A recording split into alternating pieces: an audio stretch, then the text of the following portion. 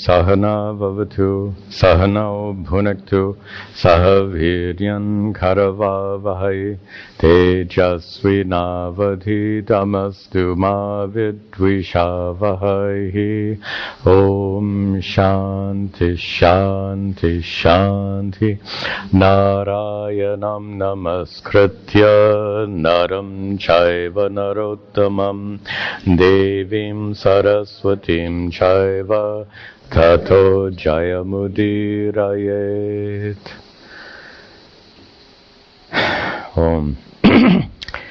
Good, welcome back.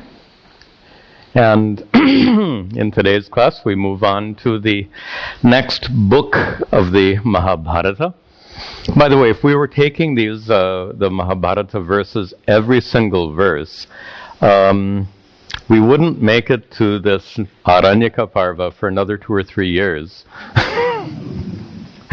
So what we're doing is highly condensed, but very appropriate though for our kind of study, because our focus here is not so much the storyline. Of course we can talk about the story, and we will, but our real focus is on the spiritual teachings, in particular the Vedantic teachings that we find in the Mahabharata.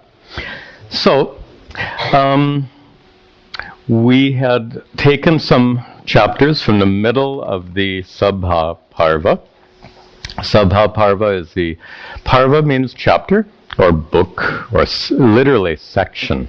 In fact, you know the literal meaning of Parvan? Parvan refers to, the direct meaning of it is if there's a bamboo, the bamboo has joints. The joints in bamboo are called parvan. And then that becomes the word for these sections. So parvan then means section. So here parva is the declined form. So we had seen a couple of chapters from the Sabha Parva, the book of the Mahabharata that mostly takes place in the palace, also in the Dyuta Sabha. Dyuta, dice, Sabha, hall. So both in the palace and in a specially constructed hall for the sake of the dice game. So we left off in the last class where Duryodhana and his father were having a pretty heated discussion about whether or not they have the dice game. And Dhritarashtra tried again and again to dissuade his son Duryodhana from the dice game, but Duryodhana is absolutely fixed on having the game. We discussed how difficult it is to reason with an unreasonable person. That was our discussion in the last class. So we will move on now to the next book, but let's just summarize what happens next in the Sabha Parva. We finished with chapter 50 we had studied. So what happens from chapters 51 through 72 chapters in that Sabha Parva? So just very briefly what happened is dice game. Not once, not twice, 3 times dice game. So the first time Yudhishthira comes to play dice, and remember Shakuni is playing on behalf of Duryodhana, and Shakuni knows all the tricks, and Yudhishthira is the modern word is newbie. He doesn't know how to play well. He doesn't know at all. But he can't say no. He's drawn, like a moth is drawn to flame. Yudhishthira is drawn to play dice. So they play dice the first time. And remember, what was Duryodhana jealous of? He was jealous of Yudhishthira's palace and all the wealth he received as a result of the Rajasuya Yajna. So in the first of the 3 dice games, Shakuni cheats Yudhishthira out of the palace and the wealth acquired in the Rajasuya Yajna. So Yudhishthira is defeated.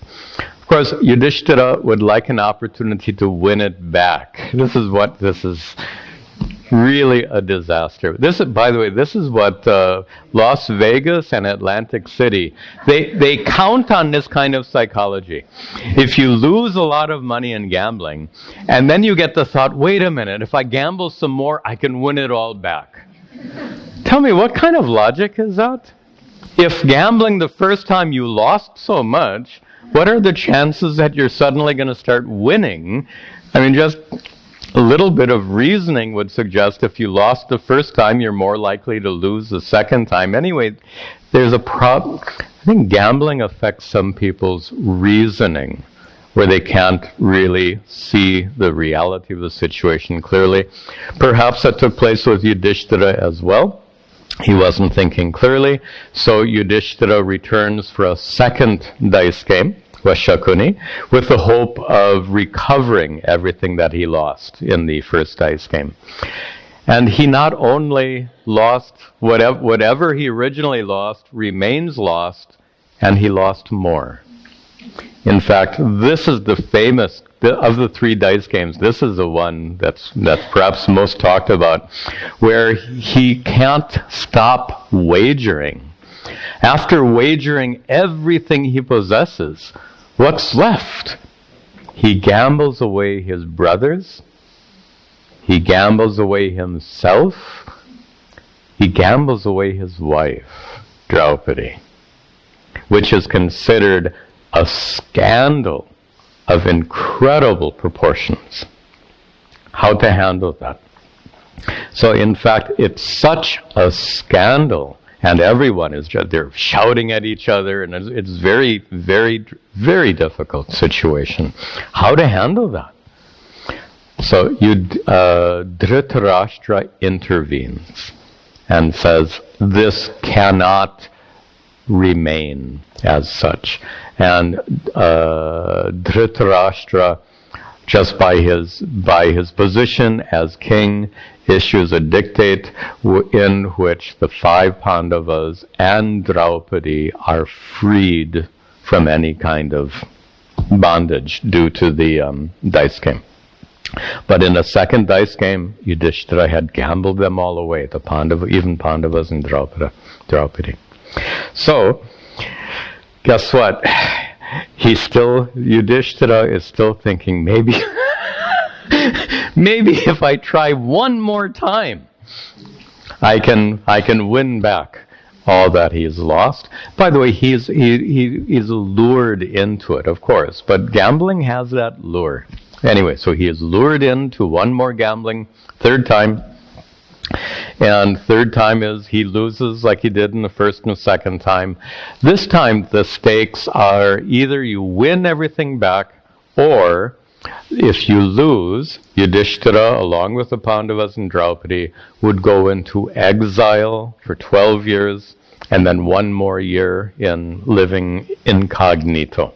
So obviously, Yudhishthira lost again, and so the Sabha Parva comes to a conclusion with the loss of the third dice game, at which time the Pandavas and Draupadi are sent into exile.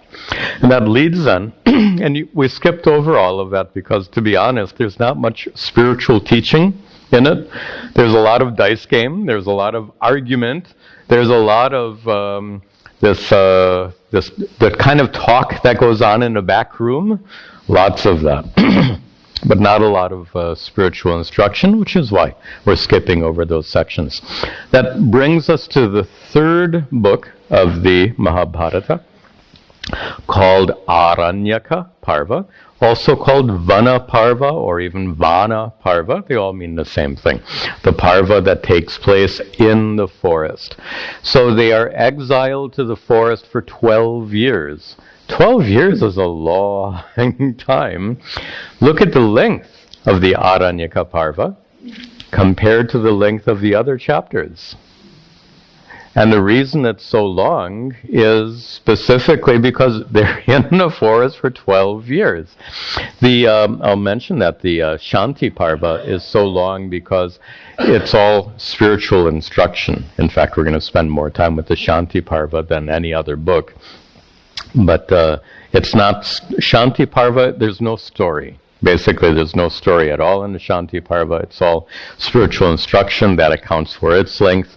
But the Aranyaka Parva reaches to it says verses. It should say chapters, not 299 verses, 299 chapters. So, sorry about the typo. And in those chapters, we find the many things that happen to the Pandavas as they wander in the forest. It actually becomes a literary device. A literary device means something that the author uses for another purpose. So Vyasa has, as one of his purposes in writing this Mahabharata, one of his purposes is not merely to tell the story, but also to give spiritual instruction. And now in the Aranyaka Parva, much more than we saw in the Adi Parva and Sabha Parva, in this third book we see Vyasa using these literary devices to introduce more spiritual teachings. So starting with the Aranyaka Parva, we're going to see much more spiritual teachings. And a very common literary device we'll see even in today's class is while they're in the forest, they meet some rishi. And then in the discussion with that rishi, they get into all spiritual topics. Well, that happens again and again and again because there are so many rishis in the forest. So they end up having a great number of spiritual discussions. Those discussions then become part of the Mahabharata. It's a literary device for inserting spiritual teachings into the story. Okay. Enough said for introduction. So let us begin with we're going to see sections of chapters 1 and 2, the very beginning of the Aranyaka Parva, and this is where the Pandavas first enter the forest for their exile. Janame jayo vacha, janame jayo, evam dyuta jata partha, evam dyuta jata partha, kopitashah duratmabhihi, kopitashah dhartarashtray sahamatyair, dhartarashtray sahamat nikritya dvija sattama, nikritya dvija sattama. Good. So remember the story within a story. The outermost story was Sauti narrating the story to Shaunaka at his ritual. And the inner story, the story within the story, is the Rishi Vaishampayana narrating the story to King Janamejaya. So King Janamejaya is conducting that Sarpa Yajna, that snake sacrifice, and in the intervals during the sacrifice, Vaishampayana, who is the disciple of Vyasa, is narrating the story. So at this juncture, King Janamejaya asks Vaishampayana, and he addresses Vaishampayana at the end of the verse, Dvija Sattama, O best of sages. Dvija, literally twice born. You say, O best of Brahmanas. O best of Brahmanas. Evam, thus, Dyutajataha Parthaha. The Partha is not only Arjuna, but any... Prithu is one of one of the names for his mother. All 5 of them are sons of Prithu, so they are all Parthaha. All 5 Pandavas are referred to here as Parthaha. They're all Pandavas. And they are Dyuta Jataha. They are conquered at dice. They have suffered loss in the dice game. Evam, having thus suffered loss in the dice game. Further, those Pandavas are kopitaha. They've been angered. Not only have they been angered, but if you look at the bottom line, they have been nikrityaha. They have been humiliated kopitaha, angered, and nikrityaha, humiliated through that dice game. Angered and humiliated by whom? Dhartarashtraihi, by the sons of Dhritarashtra. Just lumping all 100 of them together, primarily Duryodhana, as we understand the story. But Dhartarashtraihi, the Pandavas have been angered and humiliated by the sons of Dhritarashtra, who are called here Duratma Bihi. Duratma is someone, here Atma has a loose meaning like heart, evil-minded or people with a bad heart. Duratma is one who is evil-minded or someone who has a bad heart, and by those evil-minded sons of Dhritarashtra, Saha Amatyaihi, together with their ministers, which would include Shakuni, who was an uncle, but functioning like a minister. So these evil-minded sons of Dhritarashtra, together with Shakuni and the other ministers, because of them, the Pandavas have been defeated at dice, they have been angered, and they've been humiliated. This is the first part of King Janamejaya's question. The second part continues.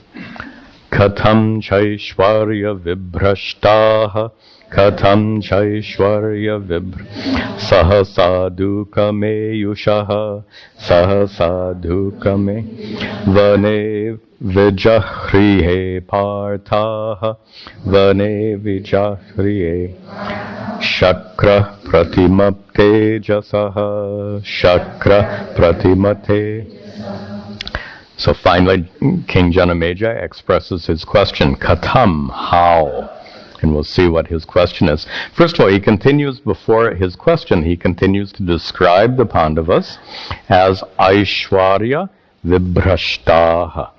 They are Vibhrashta, they have lost their Aishwarya glory. They have been deprived of their glory. You know, sons of Pandava, they're all princes, so they have not only lost their they've lost their kingdom, they've lost their possessions, and they've lost their status as princes. So they've been banished to the forest for 12 years, so they've lost their Aishwarya, their glory. And Sahasa, very quickly, Dukam Eyushaha. Eyushaha, they have been plunged into Dukkam. They have been plunged into sorrow. Sahasa, very rapidly, suddenly, overnight, right? Their exile began on a particular morning. So at that time, their loss was complete. And further, he says that they are, and look at the last line, the Pandavas are Shakra Pratima Tejasaha. The Pandavas are described here as having Tejas. Here means glory. They're not. Tejas means light or brilliance, but when we say someone is brilliant, it doesn't mean they're like glowing in the dark, right? So here, Tejas, it means kind of an internal brilliance. They're glorious. They're glorious. Pratima, their glorious is the same as Shakra is a name for Indra. They are as glorious as Indra. So when an ordinary person suffers loss, it's, if you think about it, if somebody's net worth is $20 and they lose their entire wealth, how much have they lost? They've lost $20.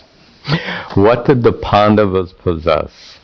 A wealthy kingdom, a huge palace, and the palace was filled, remember, during the Rajasuya Yajna, so many kings brought all of these costly gifts to Yudhishthira. So imagine a palace with hundreds of rooms, every room decorated elegantly with gold and gems and all of this stuff, something costly beyond your imagination, and then the whole kingdom they owned.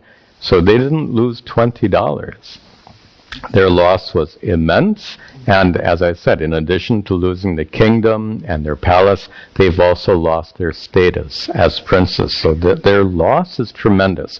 And that really is going to be the focus of our discussion this morning, is loss. So just take a moment to appreciate how much they have lost. And we'll talk more about that.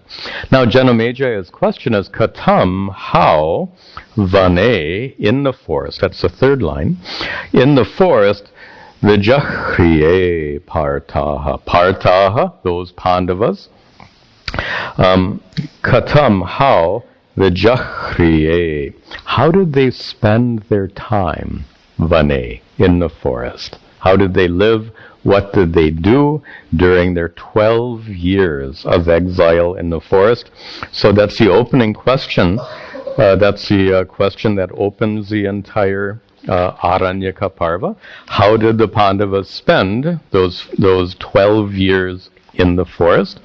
And then the first, by the way, we're going to skip ahead now to the second chapter. The first chapter continues. One event that happens in the first chapter is that the Pandavas and Draupadi leave Hastinapur, and they're walking towards the forest, and all of their beloved citizens, the citizens who love the Pandavas so much, can't bear to see them go, so the citizens are all following behind. There's a long procession. So you can imagine the 5 Pandavas plus Draupadi, followed by hundreds or thousands, more likely, thousands and thousands of the citizens of Hastinapur are following the Pandavas to the edge of the forest. Finally, Yudhishthira has to tell them, go back. Your place is not here in the forest with us. Your place is back in the kingdom. And Yudhishthira promised that we will return. Please go back. So that's the remainder of chapter 1. Now let's see what happens in chapter 2, where Rishi Vaishampayana replies here to King Janamejaya. Vaishampayana vacha, Vaishampayana vacha, Vanam yayasatam vipras, Vanam yayasatam vipras, Tatstur bhiksha bhujo grataha, Tatstur bhiksha bhujo grata, Thanu vacha tato raja, Thanu vacha tato, Kunti putro yudhishthiraha, Kunti putro yudhishthiraha. So here the Pandavas are yayasatam, for the Pandavas who are about to enter the forest. Just as they're entering the forest, what happened? Just as they're entering the forest, they met some vipraha, some brahmanas. Brahmanas who live in the forest, brahmanas who are in the second line, bhiksha bhujaha, bhiksha bhuk, they live on alms, bhiksha bhujaha. So those brahmanas who live on alms, what did they do? Tastuhu, they stood there. They stood there where? Agrataha, right in front, yayasatam vanam, of the Pandavas entering the forest. So as the Pandavas were entering the forest, immediately they met these brahmanas who live on alms. And of course, the brahmanas are begging from the Pandavas, give us alms. What do the Pandavas have to give? They have nothing. And imagine how embarrassed they would feel. You know, having been princes and having given so much dakshina, so much support to so many brahmanas over the years, now they are met with these brahmanas in the forest and they don't have a thing to give the brahmanas. So therefore, in the last line, Yudhishthiraha, who is Kunti Putraha, who is the son of Kunti, Pritha and Kunti. two of her many names, Pritha and Kunti. So the son of Kunti, Yudhishthira, Raja, who was a king, Tataha, thereafter, after meeting the Brahmanas, Tanuvacha, he said to the Brahmanas. He didn't have anything to give them, but he can't just stand there silently. Maybe he has to explain why he doesn't have anything to give the Brahmanas. So he explains, Yudhishthiro vacha, vayam hi hrita sarvasva, vayam hi hrita raja, hrita shriyaha, hrita raja, palamula mishaharaha, Palamishahar Vanam Yasyama Duhkitaha Vanam Yasyama Vayam Hi, we indeed are Hrita Sarvaswa. Sarvaswa is all that you possess. And he says, we are Hrita Sarvaswaha. We have been robbed. Hrita. We have been robbed of all that we possess. Hrita sarvaswaha, we have been robbed of all that we possess. We are hrita rajaha, we have been robbed of our kingdom. And we are hrita shriyaha, robbed of our wealth. Robbed. You know, it's different if you lose, if you're making investments and you make a bad investment, who do you have to blame?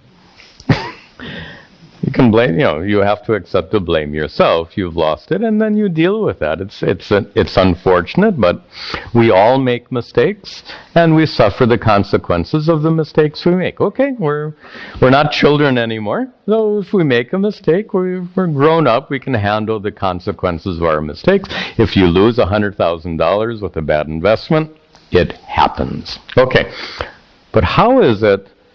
Is it different if you didn't lose $100,000 because of your mistake, but someone cheated you of that same amount? Different, right?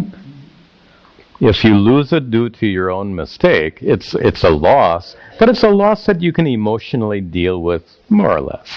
But if somebody just cheats you out of a huge amount of money, you feel such a sense of being wronged, of being violated by that act. So think about the Pandavas not merely having lost their kingdom and palace, but having been cheated out of their palace and kingdom. And that's Yudhishthira's opening statement to the Brahmanas. Why is Yudhishthira unable to give the Brahmanas any wealth? He says, hey, we have been robbed of everything. And then he says, look at the last line, we are dukkitaha, we are immersed in sorrow. And vanam yasyama, we are entering the forest. We are now entering the forest. And how will we live in a forest? He says, we will be yasyamaha, we will be pala, mula, amisha, aharaha. Our ahara, our food, what will we live on in the forest? He says our ahara, our food in the forest will be pala, fruits, mula, roots, and amisha, meat. He says we're going to live on fruits, on roots, and meat. Now, we better talk about this for a moment. He said, wait a minute, they're pious Hindus. What are they doing eating meat? Well, pious Kshatriyas 2,000 and 3,000 years ago commonly ate meat. If somebody has told you that Hindus have never in the history of Hinduism consumed meat, if anyone has made that statement to you, they're utterly uninformed. It turns out that in the Vedic times, now we're going back 3,000 years ago and more. 3,000 years ago and more, there were indeed Vedic rituals in which meat was offered. at a sacrificial fire. It's there in the Yajurveda. Anyone who studies the Yajurveda will discover that ancient Hindus indeed ate meat. And by the way, who were the ones conducting these rituals were the Brahmanas. 3,000 years ago, Brahmanas ate meat, only meat that was offered to a sacrificial fire. By the way, we should mention that to do these yajnas was very costly, which means they might eat meat once or twice a year, maybe a few times a year. Their general I'm talking about the Brahmanas now, their usual diet, mostly for economic reasons, was vegetarian. But then when a wealthy patron would have a great yajna conducted, then meat would be offered as part of that yajna, and at that time only the Brahmanas would eat meat. On the other hand, the Kshatriyas back in those days regularly ate meat. That was part of their lifestyle. Now, that leads to the question then, why the great emphasis on vegetarian diet in Hindu practice today? We should understand this. First of all, let's be very clear. Hinduism is not a diet plan. The purpose of Hindu religion is not to tell you what to eat and what not to eat. And that's significant because some religions have very strict rules on food. Orthodox Jews, for example, have a great number of very strict rules they have to navigate when it comes to food. And that is not true of the Hindu tradition, as evidenced by the fact that in ancient times they ate meat. Then what changed? First of all, let's recognize Hinduism changes. The way we practice Hinduism today is different from 1,000 years ago, different from 2,000 years ago, and much different from 3,000 years ago. Religions change. All religions change and evolve, including the Hindu tradition. And thank goodness they do change. That which doesn't change becomes outdated and irrelevant. Plenty of things today are outdated and irrelevant and useless. For our technically minded people, I'll give you an example of something which is outdated. 15, 20 years ago, did you work on a computer and use an operating system known as MS-DOS? How's that for a metaphor? Well, 20 years ago, any IBM computer you used had that particular operating system. What is the relevance of that operating system today? Zero. That operating system is absolutely useless. So the operating systems for computers have to evolve as the computers evolve. Make sense? Of course it makes sense. How about this? Just as computers evolve, cultures evolve, civilizations evolve, people evolve, communities evolve, we evolve. So, if computers evolve and the operating system doesn't, the outdated operating system is totally useless. Watch this. If communities and civilizations evolve and religions don't, those religions become utterly outdated and irrelevant and useless. So let's be very clear. All religions evolve, including Hinduism. If you've ever had the thought that we practice Hindu, some people claim, I don't know where they claim this stuff. They say that we practice Hinduism is you've heard people say this. And they're well-meaning, but badly misinformed when they say Hinduism is the world's most ancient religion and we practice Hinduism today just as they did in ancient times. Nonsense. Again, they're well-meaning, they're trying to defend Hinduism, but they're utterly uninformed. Hinduism evolves tremendously, and this is a big topic. Let me move on in just a moment, but here's a good example. In the Rig Veda, which deities received the most praise? In the Rig Veda, there are about 1,000 hymns. Hymns addressed to various forms of God. So you might wonder how many hymns to Ganesha, how many hymns to Krishna, Rama, how many hymns to Shiva, etc., etc. Well, guess who receives the three deities that receive the maximum number of hymns? One or two of them, you guess. The one in first place is Agni. When was the last time you said a prayer to Agni? Number 2 is Indra. Indra? You pray Indra? He's the king of the gods. If you're not praying Indra, whoa. You might be making a big mistake. You get my point. Number 3, most of you would never guess. Soma. Soma is a deity associated with the herb that was pressed and offered and drunk. My gosh. This was Hinduism of 3,000 and 4,000 years ago. Look how much it's evolved. So let's be very clear. Hinduism is a living, dynamic tradition. Thank goodness. Otherwise it would be like MS-DOS. It would be totally useless. So, one of the many, the example I just gave is how the deities we worship have evolved. So instead of worshiping Indra, Agni, and Soma, we worship other aspects of God. Notice what stays the same is worship of God. So it's not like everything changes.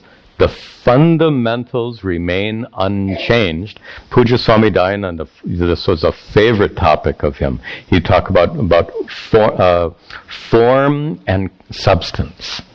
And he would say that the substance, the essence of the Hindu tradition remains the same after thousands of years. So he would say, as the example I just gave, worship of Ishvara was done 4,000 years ago. It is done today. That hasn't changed. That Puja Swamiji called substance. On the other hand, he said the form is constantly changing. Substance means the essence of the religious tradition, which is constant.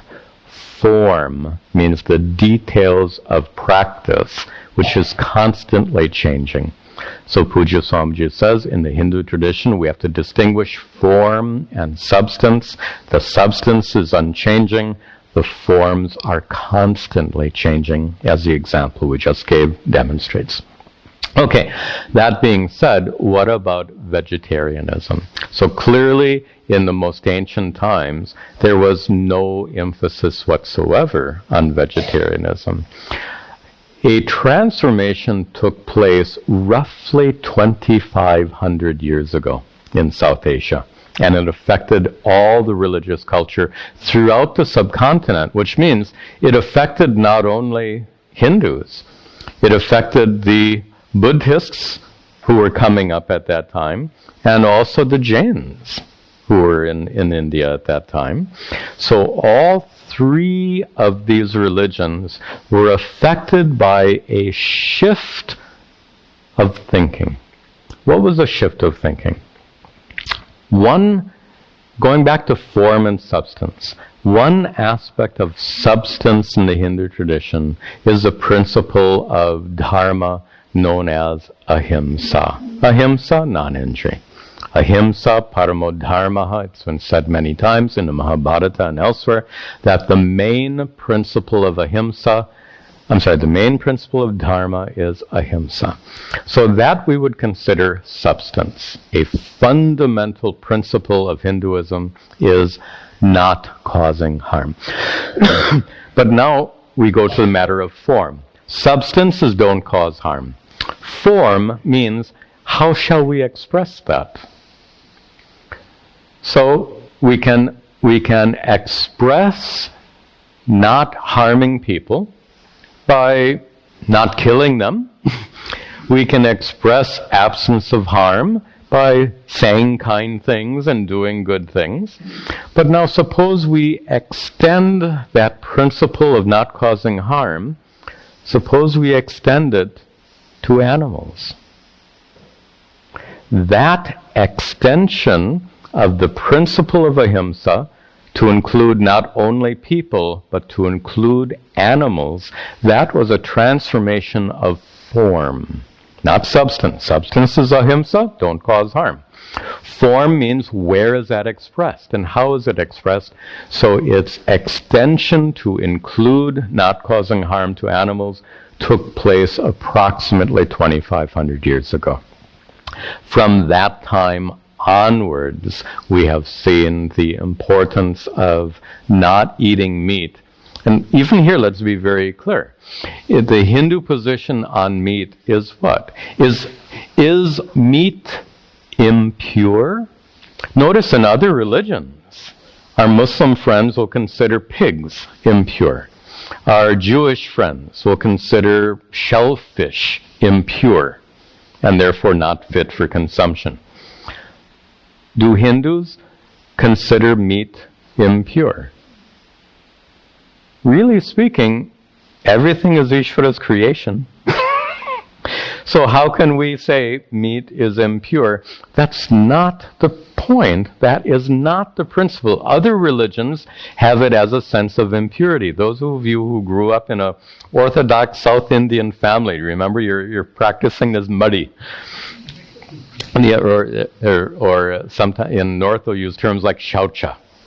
These principles of purity. Let's be very clear.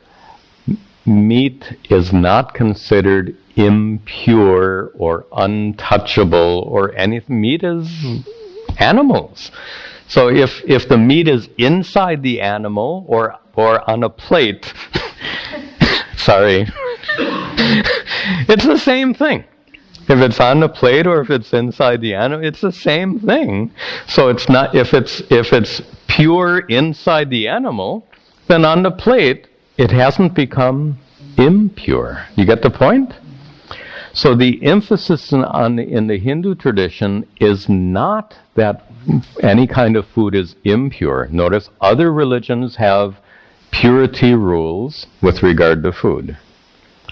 Vegetarianism is not an expression of purity rules. There are no purity rules. Vegetarianism is an expression of that principle of ahimsa. 2,500 years ago, ahimsa, the form changed and it was extended to include harm to animals. So from that time on, you are expected to not cause harm to animals. That's the principle. Really speaking, it's not about vegetarianism at all. It's about not causing harm to animals. And some modern Hindus have made a really good argument. And here's the argument. The way milk and eggs are produced in modern times. Now, milk and eggs are technically vegetarian. So you're not eating the animal. You don't have to kill the cow to get the milk. You don't have to kill the chicken to get the egg. So technically, milk and eggs meet the test of ahimsa. You're not killing the animal for the sake of the milk or egg.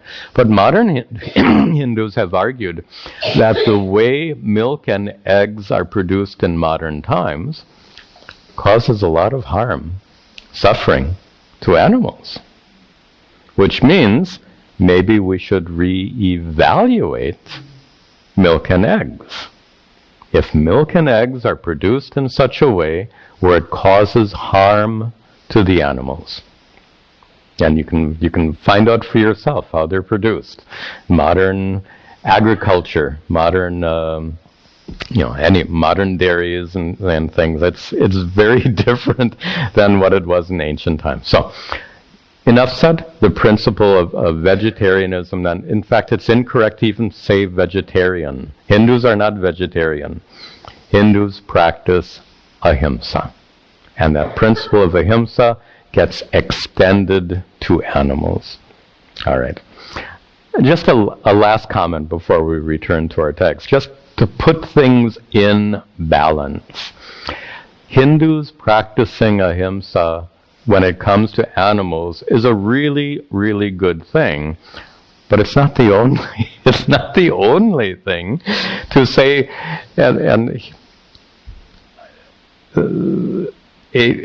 An irony that amazes me is how someone can claim to be a good Hindu. And I'll just say this story because I've had to bite my tongue on several occasions when somebody would say, "I'm a pious Hindu. I have never in my life eaten meat."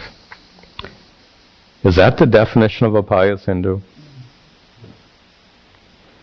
Pious Hindu is someone who has never caused harm. So this person who has never eaten an animal in his life, suppose this person has cheated people and hurt people and did all kinds of wrong things to people. That's himsa.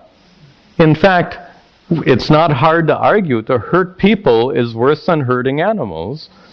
And if this person says, "I've never eaten meat," but if this person has caused a lot of harm to all kinds of people, my preference would be that they should not hurt people. Let them eat meat. It causes less harm. So anyway, I'm just sharing that to put it in perspective. The principle is ahimsa, and ahimsa means ahimsa cannot be translated as no harm, because it's impossible to live causing no harm, right? Are plants living things?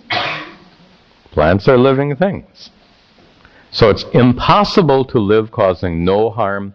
Therefore, ahimsa is a principle of least harm. And wherever in our lives we draw the line, that's how we live. You can draw the line higher and cause more harm. You can draw the line lower and cause less harm. You can never draw the line in such a way that you cause no harm. So, our process of spiritual growth then is to become increasingly sensitive and aware and try to cause less harm. And I would argue that one thing about a vegetarian diet is it makes you more sensitive to causing harm. Because when each time you sit down to a meal, you have to think, wait a minute, are there any animals on my plate? I mean, if you're invited out or you go to a restaurant, it can be a challenge sometimes. It forces you to think, is my behavior causing harm to other living things? What a wonderful practice to always evaluate. Is my life, is my behavior, are my actions causing harm? And anyway, enough said. So, all of this is a big detour based on the fact that the Pandavas and Draupadi entering the forest, they are described as, or Yudhishthira says, we are pala, mula, amisha, aharaha. Yasyama. We will be eating not only fruits and roots, but we will also be eating flesh. And he says so. Okay, enough said. Continuing. Vanam chadosha bahulam, vanam chadosha bahu vyala sarisripam, bahu vyala sarisrip, parikleshascha vomanye, parikleshascha voman, dhruvam tatra bhavishyati, dhruvam tatra. Yudhishthira says, Yudhishthira responding to these brahmanas, Yudhishthira says, Vanam cha dosha bahulam. We're entering the forest, and this vanam, this forest, is dosha bahulam. It's full of problems. What kind of problems? There are bahu, many. Vyala. Vyala is not just tiger, but any what do they say? Beast of prey. Anything that's capable of eating you. It is vyala. So that would include, I suppose, alligators, right? Even in some sense, this is just a kind of a silly observation. There's one animal, one creature that's capable of eating you, that's tiny. Mosquito. Doesn't eat all of, just takes a little bit of your blood. So anyway, I'm being silly. So he says, in this forest is full of problems. There are many vyala, many beasts of prey, and also sari sripam, snakes, poisonous snakes.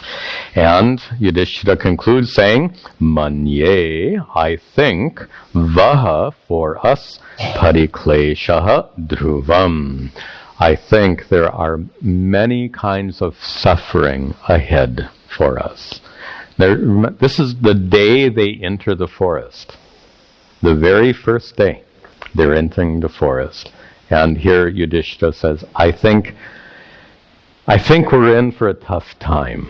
If he spoke American English, he says, I think parikleshaha, many kinds of suffering, dhruvam, certainly, tatra will be there, bhavishyati will be there in the forest. Certainly there will be many, many kinds of suffering in the forest. And now he expresses more why this bothers him so much. And you get some insight into how Yudhishthira thinks here. Ahare yurhi meyepi, ahare yurhi meye, palamula mriganstata, palamula mrigan, dhukan vitan himan kleshayr, dhukan vitan himan kleshar, naham yoktumi hotsahe, naham. He says, ye may api, these brothers of mine, ahare yuhu, these brothers of mine will be living on pala, fruits, mula, roots, and mriga, animals. He says again. So my brothers will be living on fruits, roots, and animals, which he describes as iman, dhukan, vitan. This kind of life, to live on iman, to live on these, he says, is dhukan, vitan. It's a very pitiable life.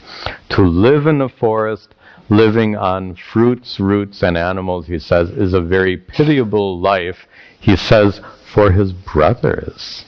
He doesn't mention Draupadi, but certainly he's thinking of his brothers and Draupadi. And Yudhishthira feels personally responsible for inflicting the suffering on his brothers and Draupadi.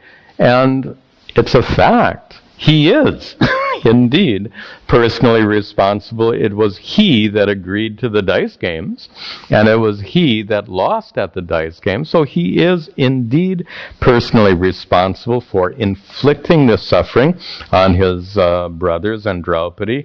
And he says, na aham yoktum iha utsahe. Na aham utsahe yoktum. I cannot bear kleshaihi. I cannot bear to trouble them with these sufferings. I cannot bear to inflict these sufferings upon my brothers and my wife.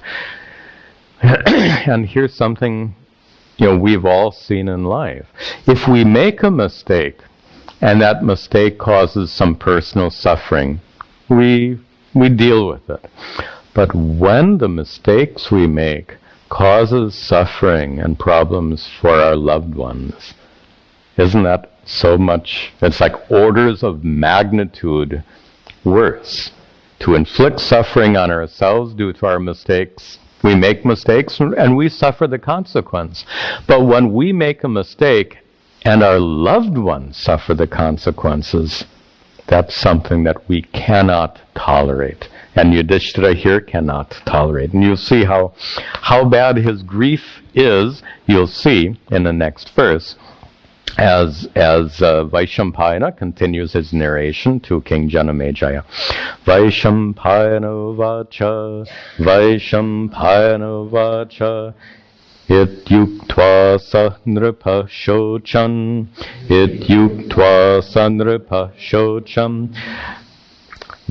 Nishasada Tamadhyatma ratirvidwan. There's a typo here. It should be Shaunaka. Shaunako nama vaidvajaha. Shaunako nama vaid. It continues. Yoge sankhye chakushalo. Yoge sankhye chakushalo. Rajanamidam abravit. In the Mahabharata, sometimes a verse is 3 lines instead of 2 lines. So here we have a verse that contains 3 lines. All right. So Vaishampayana continues to narrate. He says, Iti uktva sahanripaha. Sahanripaha, that king, Yudhishthira, iti uktva, having spoken thus to the Brahmanas as they're entering the forest, Yudhishthira having described the great suffering. First Yudhishthira describes their great loss, and then Yudhishthira describes the great suffering that they're all going to suffer, and he feels especially bad having inflicted that suffering on his brothers. He says, Sahanripaha, that king, Shochan, grieving. What did he do? What did Yudhishthira do? Nishasada mahitale. Nishasada. He fell. Mahitale. He fell to the ground. His grief was so intense, he fell to the ground. Think about the amount of grief. I bet you have had something happen to you which was so overwhelming it made your legs weak. Well, here's Yudhishthira, who's a mighty king, and his legs became so wobbly, he fell, literally, he fell to the ground. What troubled him the most? Was it the loss of his palace? Was it the loss of his great wealth? Was it the loss of his status? Or was it the suffering he has inflicted on his brothers and wife? That was worse. I mean, all of it is a problem. But the worst part of his suffering right now, his grief, the worst part is having inflicted all of this on his brothers and wife.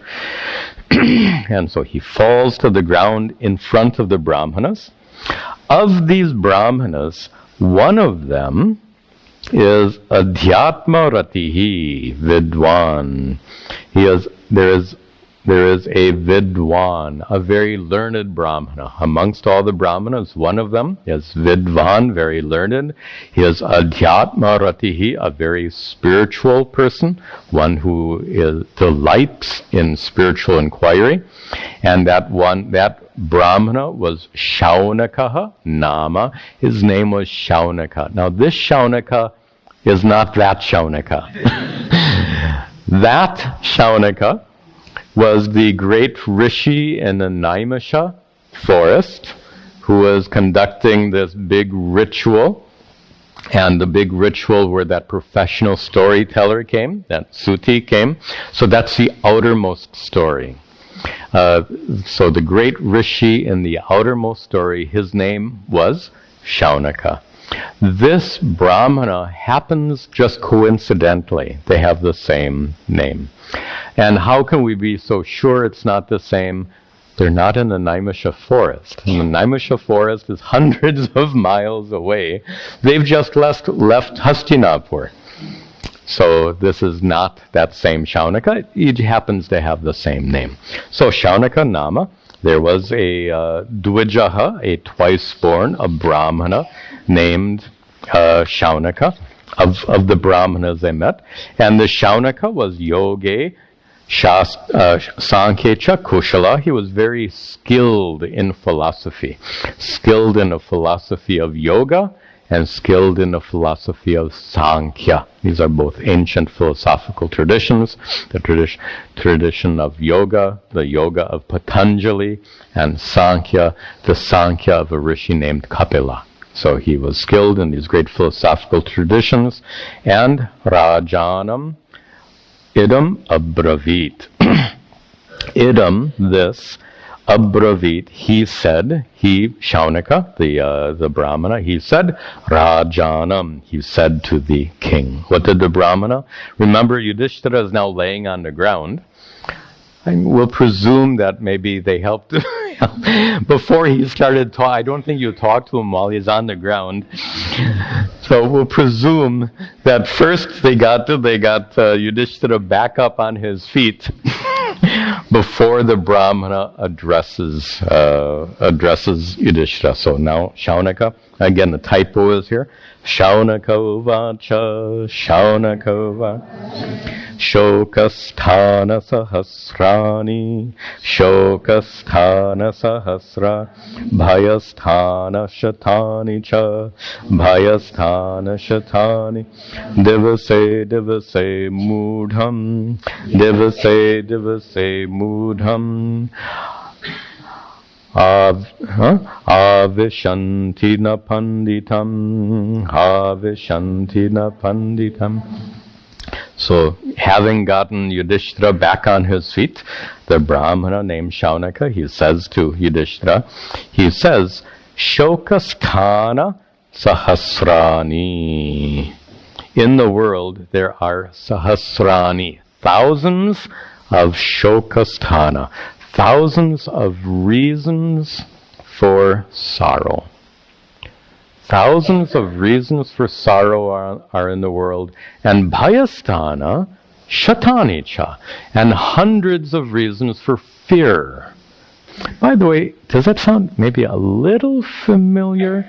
When we were studying moksha dharma years ago, the same verse was there. This verse occurs in several places in the Mahabharata and it's probably been quoted elsewhere. So we've seen this verse before. So he begins by saying, there are thousands of reasons to be sad in life. There are hundreds of things to be afraid of in life. And divase, and day by day, mudham avishanti. Day by day, all of these afflict an ignorant person. Mudham, often translated as fool. All of this stuff affects a fool. What affects a fool? Thousands of opportunities for sorrow, hundreds of opportunities for fear. All of this affects a fool. Na panditam, not a wise person. Now, Vedanta begins with this verse. It begins by, first of all, acknowledging the fact that the world is full of suffering. So he says, Shokasthani, he says there are thousands of reasons to be sad, hundreds of things to be afraid of. This is part of life. Now, please note, there's a lot of misinterpretation of Vedanta, especially misinterpretations that come from outside of Vedanta. In particular, some people will study this big Shastra called Yoga Vasishta. Yoga Vasishta is not really a Vedanta book at all. It's a little similar to Vedanta, but having studied this big big means I think it's like 26,000 verses. It's huge. And its basic message is everything is an illusion. Let's be very clear. That's not what Advaita Vedanta teaches. Notice the Brahmana here, who is Vidwan, he's wise, he's Atmaratihi, we'll say he's enlightened. And he's expert in yoga and Sankhya, he is an expert in philosophy, he is a very deep thinker, he's more than likely enlightened. And how does he begin? He begins by acknowledging the fact that there are plenty of sources of suffering in the world. Does he say they're an illusion? He doesn't say they're an illusion. He says they exist. And here's a problem. If we merely say all this suffering is an illusion, how does that solve the problem? How about this? If you're really sad and somebody comes up to you and says, hey, come on, it's all in your head. How does that solve the problem? You say, yes, I know it's in my head. And that's why I'm so sad. To call suffering an illusion is not what Vedanta teaches. In fact, this world is Ishvara's creation. Watch this. This world is as real as Ishvara. The world is Ishvara's creation. The world is as real as Ishvara. If you turn and you say this world is all illusion, then you might as well say Ishvara equally is illusion. This is not what Vedanta teaches. Vedanta acknowledges the practical reality of the world in which we live. And the Brahmana here says there are thousands of sources of suffering. There are hundreds of sources of fear. And mudham avishanti, all of this affects an ignorant person, napandikam. The verb here is a crucial thing. Avishanti. Literally, all of these problems enter into the ignorant person. That's literally what it means. Avishanti. The problems get inside. In American English, we say, it gets under your skin. That's the thing. That's exactly what he's saying here. It gets under your skin. Suppose none of the problems of life got under your skin. They exist. How is it possible to live with a life without dealing with problems and difficulties which are inherent in every person's lives? They are not illusory. They are facts of life. Then how can we become free from suffering? By not letting them get under our skin. And here's where Vedanta begins. And here the Brahmana, I talked about that literary device of the Pandavas meeting a Brahmana or a Rishi and then getting a spiritual lecture. Here it begins. So they right as they enter the forest, they meet these Brahmanas, and this one Brahmana called Shaunaka is just about to give Yudhishthira a very beautiful and profound lecture about how to be free from suffering. And if anyone has a right to suffer, is Yudhishthira, more than his brothers, right? All of them are suffering the loss of the palace. All of them are suffering the loss of status, the loss of wealth. Yudhishthira suffers all that, and he suffers one more. What does he suffer? That terrible sense of guilt for having inflicted all of the suffering on his brothers and Draupadi. So Yudhishthira is just torn apart by his great loss and his terrible guilt he feels. His suffering is more intense than anything you will ever experience. Think about his suffering. It is absolutely intense, and the Brahmana's lecture, which we'll see in the next class, is going to remove that suffering from Yudhishthira with some very profound Vedantic teachings, which we will see starting in our next class. Okay. Some important announcements. Tomorrow, Sunday, we will not have our teenager program, but we will have our usual mindful awareness meditation at 5 p.m. Also at 6:15 p.m. we usually have satsang, but we're doing something special tomorrow. Some of you know that there was a film on Arsha Vidya Gurukulam in Coimbatore, a film done by one of Puja Swamiji's students. His wife is a professional filmmaker. So they did this wonderful film called Gurukulam. And it's not making it into too many theaters, a few theaters it's making.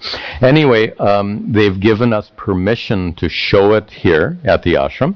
And so we're going to show the film called Gurukulam. We'll show it here tomorrow at 6:15 p.m. I'll also narrate it. Maybe add a little bit to it. There's not much of, I have to say, not much of a plot. Gurukulam. So not much of a plot. So anyway, I'll add some narration, which will make it, I think, even more interesting. You're all welcome to come. I just want to plan whether we should have it here or in the old hall. How many of you think you might come? Okay, I think probably we'll have it here. Okay, so please join us tomorrow, 6:15, for the film Gurukulam. And then, as I mentioned earlier, Friday is our New Year's Day celebration. Nice way to start the year together. Please come. We'll have a celebration starting at 11 o'clock. We'll start with some puja and chanting. I'll have a nice New Year's message, nice way to start the year. And then we'll have some, after Arati, we'll have prasad. If you're coming, please bring a dish of food. There's a sign-up sheet over on the counter. Be nice to start the year. And of course, we'll have class as usual on Saturday. Friday will be our celebration, and then Saturday we can return to this wonderful text. Library will be open after class, and we'll conclude with our prayers.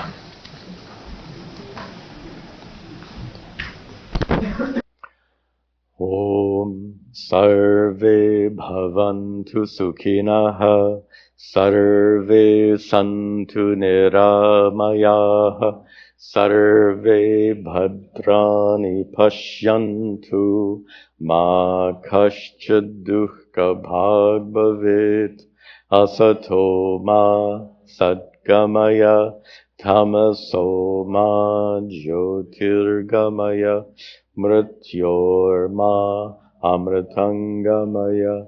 Om Shanti Shanti Shanti.